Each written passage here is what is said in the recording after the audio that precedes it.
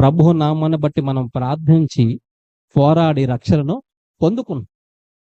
దేవుడు కృప చూపించాడు, మన ప్రార్థన అంగీకరించాడు, మనకు దేవుడు రక్షణ భాగ్యాన్ని, గొప్పదైన ఆశీర్వాదం దేవుడు మనకి ఇచ్చాడు. ఈనాడు చాలా మందికి ఇటు గొప్ప రక్షణ లేదు, చాలా మందికి ఇటు విలువైన రక్షణ లేదు.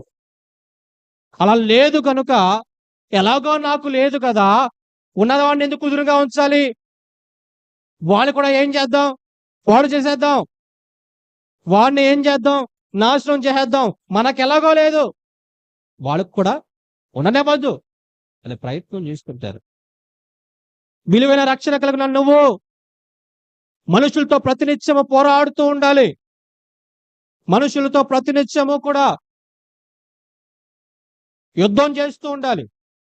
ఎందుకయ్యా అంటే నువ్వు కలిగిన గొప్ప రక్షణ వాళ్ళు ఏం చేస్తారు, పాడు చేస్తారు కాబట్టి.